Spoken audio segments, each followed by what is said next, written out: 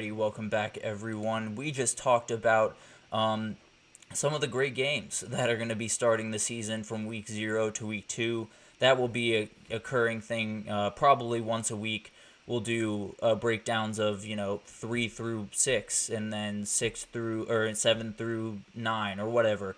So we'll go through the entire schedule, get everyone excited for the different games that we get to see throughout that time.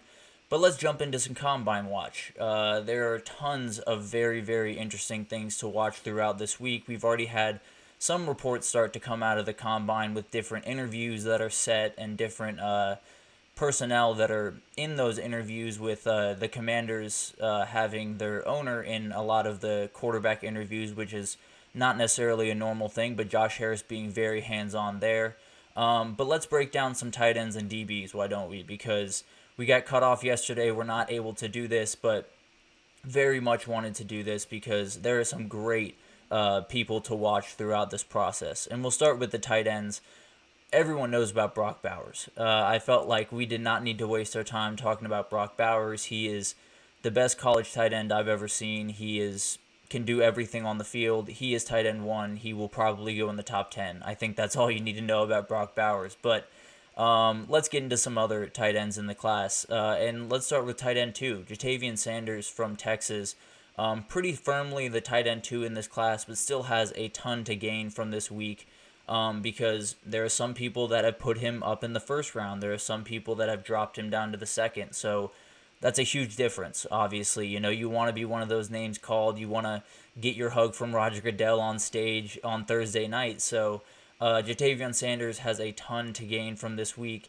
And I think the place where he has the most to gain, really, is showing who he is as a run blocker. He is not the most consistent run blocker in the world at tight end. He is not, quite as forceful as you would have liked, kind of like Brock Bowers in that sense, but super talented in the passing game and is capable in the run game. You just have to be able to show that a little bit more effectively this week. And then also, I think the interviews for this kid are going to be off the charts. I think every team is going to love him. I think it's going to come down to which team can get him first, right? So I think he will absolutely burst onto the scene. I think he's going to have a great week, and then hopefully we'll be right in the mix for the first round come draft time. And then a tight end kind of off the beaten path a little bit here is Ben Sinnott from Kansas State. This is a guy that just looks like Kyle Juszczyk to me. And obviously Kyle Juszczyk is wildly talented and, has tons of ability. But Ben Sinnott can do a ton of different things. He's more of that kind of H-back that people like to use in the run game, in the backfield, line him up in a ton of different situations. And the run game is really where he thrives. He's a big body. He can absolutely push guys around at the line of scrimmage. And that's a huge help to the NFL teams. Whenever they see a tight end that can push a D lineman off their feet, I think they get very excited. And Ben Sinnott is that dude. So I think he's someone that teams are going to really fall in love with. I think he absolutely loves football. That is no secret if you watched him play for any longer than 30 seconds. You can tell this dude loves the game, and I think in those interviews that will come through. So he's someone that will be a later round draft pick, no doubt about it, but whoever gets him is going to get a guy that is going to come in and be really, really hard-nosed from the get-go, which is something NFL teams absolutely love. But let's bounce over to corners here. Nate Wiggins from Clemson, just so fast. That's definitely at the top of every single scouting report about him, is just speed. Because the dude can fly.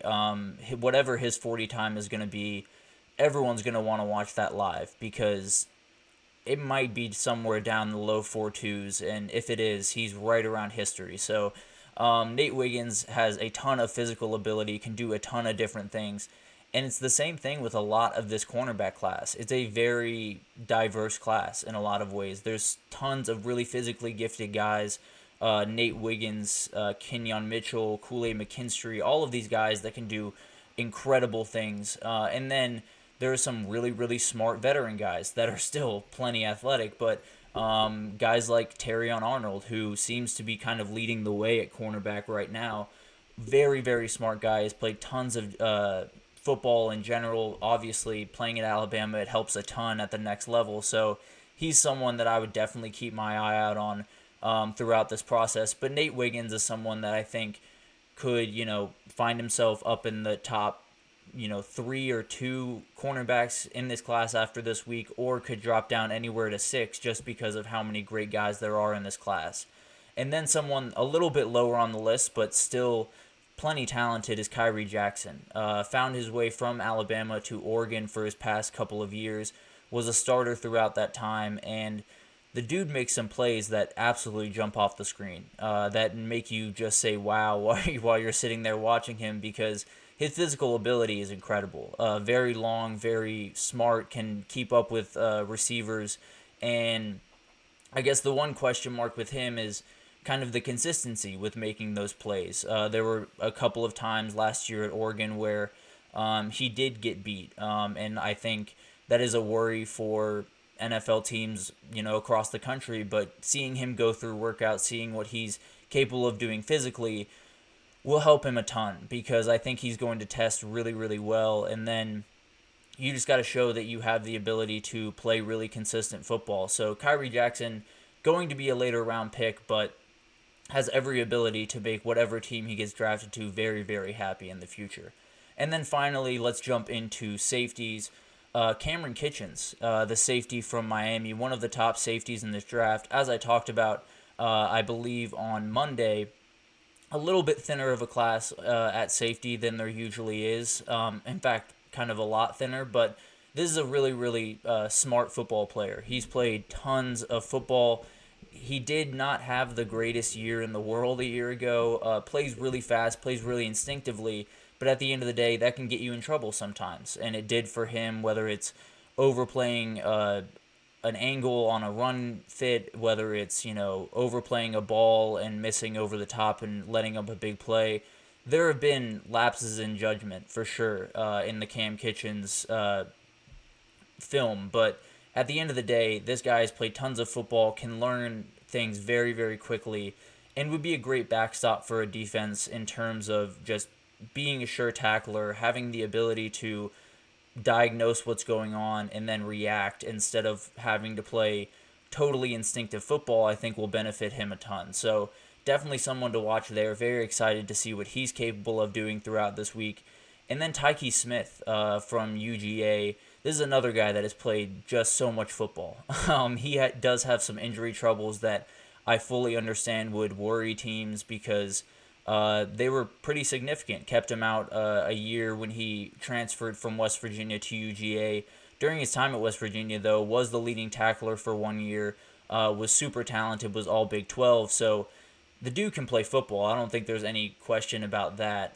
There is a question about where does he kind of fit in all of this, because he is a solid cover safety in the grand scheme of things. He is solid in run support, but he's not elite in either of those categories, and it's kind of something that you'd love to see at least have one of those attributes be remarkable when you're drafting a safety, and when you're especially, picking him to start very quickly on your team. So I think it'll be interesting to see where he fits into the, whether field safety, boundary safety, nickel. I think there's a ton of different options for him, but I think he's a really smart football player, and I think given the right coaching around him, he could be a starter for a very long time in the NFL. So tons of guys to keep track of this week. The tight ends and DBs are very interesting, because this tight end class is obviously led by the man, Brock Bowers, who has kind of reset everyone's thought of what a generational tight end or a generational player in general looks like, because a tight end that can take a 75-yard jet sweep to the house doesn't come around very often. That might actually be generational. So tons of very, very good athletes. The cornerback group I love a ton. And then the safety group, although thin, still has tons of really, really smart, instinctive players that can make tons of really good plays as long as they're put in the right situations to succeed. So I really like this draft class. I think it's as deep as any draft class we've had in the last couple of years. And tight ends and DBs are really no different in a lot of ways. So very excited to see what they can do throughout the week. I believe their workouts are happening tomorrow, so we will be able to see exactly what these guys are made of, and see where they kind of fall or jump to in the mock drafts after this. But we're going to take our final break here, and when we come back, it's Hot Take Thursday, and I have one that's a little bit nicer of a hot take for the college football fans that might be a little bit worried right now. I have a hot take that hopefully will subside some of your worries. But stick with us, and we will be right back.